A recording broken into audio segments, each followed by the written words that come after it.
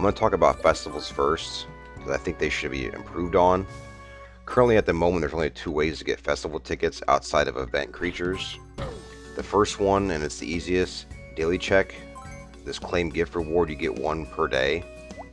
And if you click the present down here, you can see all your rewards for each day. There are 6 festival tickets a month you can get just for hitting a button. So that's pretty good too.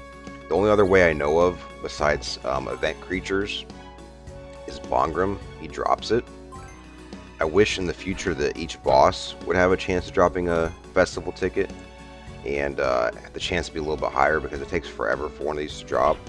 And it's not like you can join the festival every day. That's another reason why I think they should be more implemented. You can only join the festivals on weekends. So if you see, when you press N again, this Dragonia News, each day has a special thing except for Monday. But Friday, Saturday, and Sunday all have festival day. So it's the only time you can join them. The other thing is, there was a festival shop leaked by Dino, but we don't know when it's coming. So that's a reason to save festival tickets if you want to. But yeah, it's a really good way of getting money and EXP. The level 31 is where it really starts to pick up. The first 2 are okay, but each festival, it comes in sets of 10, from 10 all the way up to 60, and we'll show you where each one is. So the first one is level 10. Okay, these are the first event creatures. I think all the maps are the same. They went undergo a change a while back.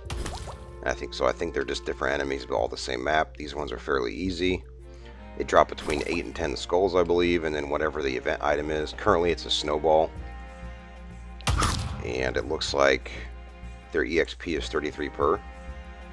So that's level 10. Okay, so level 20 is here in Lardum Swamp. You can reach that by going from Essia over, and there's a shortcut up here in Deviation. It's right in between these little 2 spaces here. You can walk right through and then down.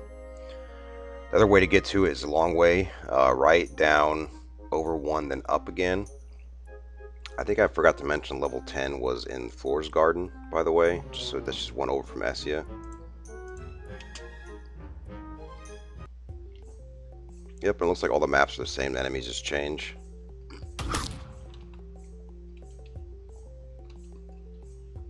Let's see how many skulls we can get here. Looks like up to 15. It's really not too bad. Let's check out the EXP too. So it's these ones. 90 XP is not too bad for level 20, but like I said, the first 2 are just okay. It's when you get to level 30 that it really starts to make a difference. Okay, now we're at the level 30 festival. This is when things get really interesting, and the XP gets a lot better. So if you go on the map, you have to have access to Goldum for this one. There's a little entrance right up above on this little hill. Go up that way and you'll end up on Golden Beach. There's a little alcove right here. Just go to the left, click the NPC.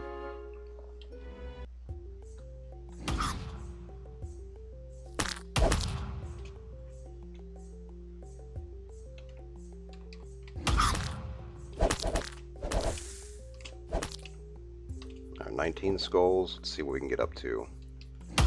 Maybe 20, looks like.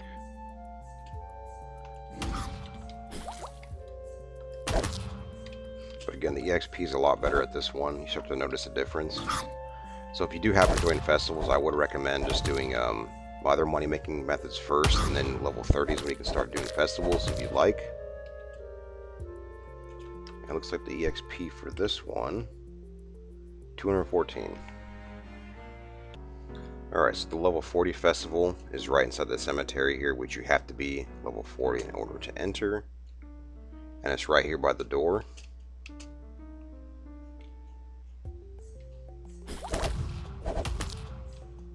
Alright, let's see what they give for money.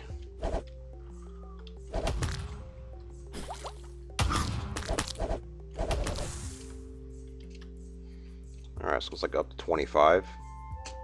So that's pretty good, and the EXP is pretty high for this one. 364 per. Alright, so the level 51 is on Blue Forest. So if you go from Terrion, go left, left, and then left again. Be careful in this area. These bigger NPCs, Bugaras, are aggressive. The Bubbas are not, though.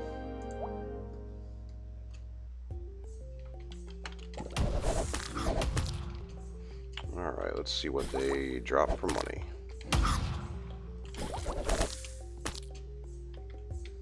Looks like up to 30 for them. I think each festival is probably increments of 5 for the coin drop. Yeah, looks like it. So, these give 568 EXP. Not too bad. It helps that the map changed. Before that, it was a little bit harder to get these. Alright, so the very last festival is located in Blufan. You have to go down to this little cave here that's right below the town. Walk in, go down these set of stairs.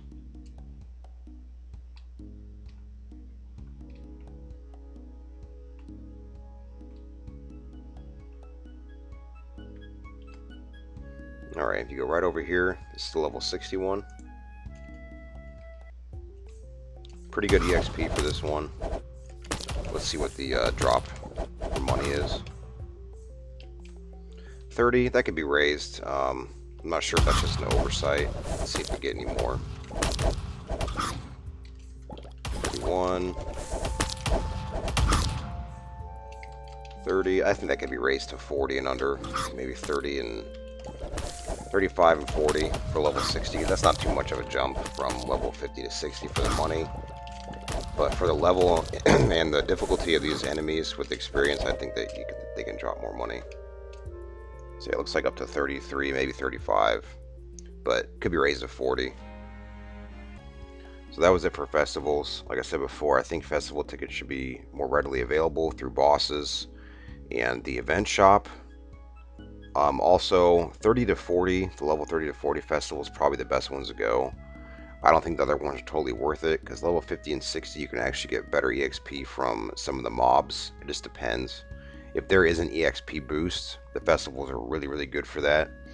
Also, this level 61 should be improved for the skull drop, and then we'll go on to our next method. Alright, so Dino just spawned a bunch of golden Gumbys. I love this. I wish this was like an automated thing.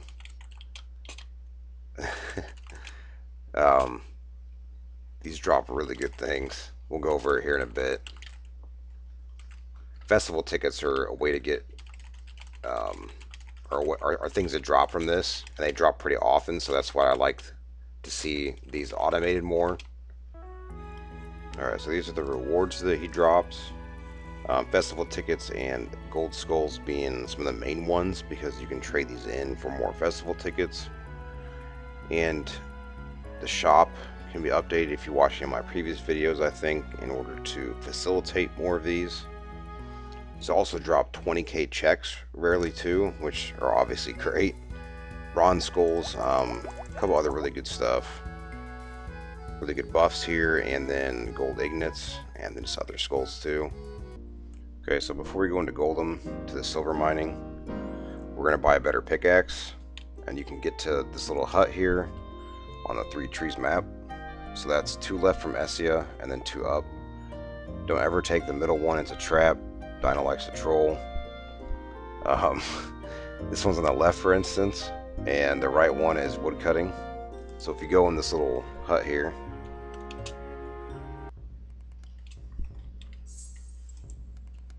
click the NPC, and you should be in the level 3 or 5 category by now, depending, but definitely probably 3. And that's just a simple forge. There's not too much here for each one of these first ones. This is on where the Roku bears are. Now I did notice that these do not have a critical chance on them. I don't know why. The very first pickaxe does, you get an Essia, and then the steampunk one does. Maybe an oversight on the update I never really noticed before until now. Okay, so once you're in Goldum, click the NPC down here in the corner and mines. So I'll show you the route that I go with the best pickaxe and slot, and sometimes I'll use the golden elixir just to travel faster. But anyways, I've talked to a few people, and silver is still the quickest way to sell to the NPC over gold and mithril, even with the best pickaxe.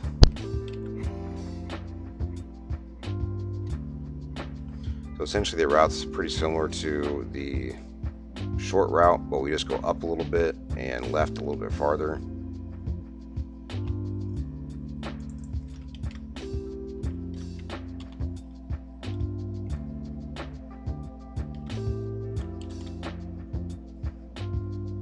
You can also use your mount here too, between the bigger ones. That's a little bit more advanced strategy for the professions, but you can do that as well. You can also craft golden elixirs out of some materials that you can farm. Haven't really found any other use. You can travel around the map faster on foot without having to mount. It just depends on what spot you're in. Yeah, pretty much that. And then the one starts to come back as soon as you're doing it, so you can get a pretty good timing on.